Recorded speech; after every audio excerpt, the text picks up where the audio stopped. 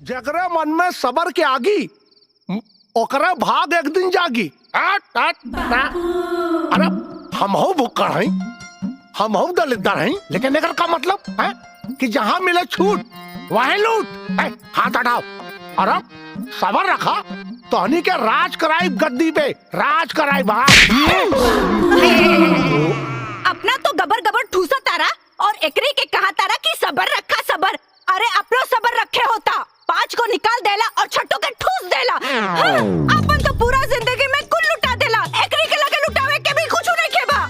हाँ, जेब में भूजी भांगना और चले लेन आइट के टेंगड़ा यादो कहीं के। अरे दुर्भाग्यवान, गुस्सा काहे हो तारू? इन्हान का सितारा बुलंदा, ये सब राज करिए राज। हाँ राज करिए। हाँ, अभी आपन सपना के ना आगे में झोंक दा, अब कुछ ना होई। काहे? काहे से कि निरहुआ के बिया होता, बिया पूरी तर कर खाए के मिले। पगली इन्हन के काहे डाटा थी रे? पहला बात ही कि निरहुआ के अपन बिटिया दी के, और अगर कहीं धोखे से होकर बिया हो गए तो जैसे निरहुआ के दोनों भाइयन के दवाई खिया के नपुंसक बना देनी, वैसे ही निरहुआ के दवाई खिया के नपुंसक बना दे। जय हिंद। मैं सत्य और निष्ठा से शपथ लेता हूँ कि अपने जान की परवाह न करते हुए ईमानदारी पूर्वक अपने मालिक की जान और माल की रक्षा करूंगा। भारत माता की जय। ये फोन करत बा। हेलो हेलो, अब निरहु बोला तानी। का रे? तोहरा के मुंबई भागे के निशा हो गई बा। अरे तो जब जानते बाड़ा तो पूछत का बड़ माई के फोन दा। का? कौन निकम्मा? माई निकम्मा ना, अरे हमार नौकरी लग गई, सर्विस मिलल रे। और पता बा ड्रेस वाला 5,000 रुपया तो तनख्वाह। 5,000? हेलो, कट गई जी। हमार बेटा 5,000 की नौकरी करता। 5,000 की नौकरी। 5,000? यहाँ सिर्फ काम पे ध्यान देने का, जो मैं बोलेगा ना वो करने का, ना सुनना नहीं मांगता मेरे को, बुझा? हाँ बुझा। हाँ।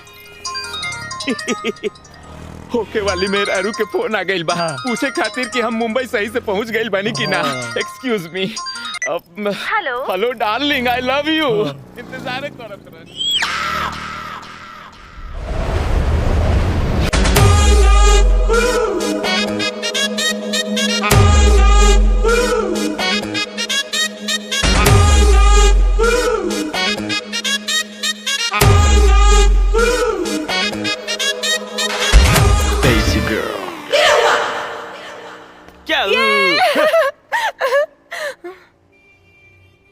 ओए, मुंह क्या देख रहा है? बोल दे। अबे दे। अरे अंकल बोल तो दो।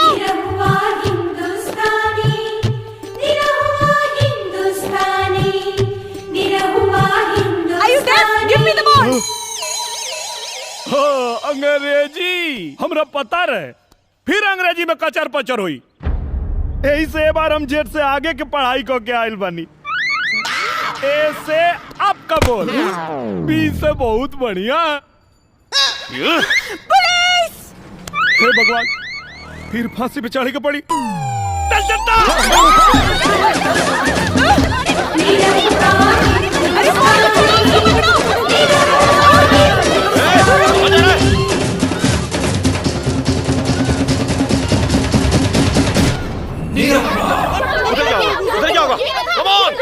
सिद्धि विनायक भी घुमा देव, माउंट मेरी भी दिखा देव, और हाँ एलिफेंटा गुफा भी दिखा देव, महालक्ष्मी मंदिर भी दिखा देव, और लास्ट में चलल जाई जुहू चौपाटी पे। ओजा सब लोग मिलके ना किसी किसी खेलेला, एगो एजा से किसी भेजा ना, जल्दी से मजा आ जाई।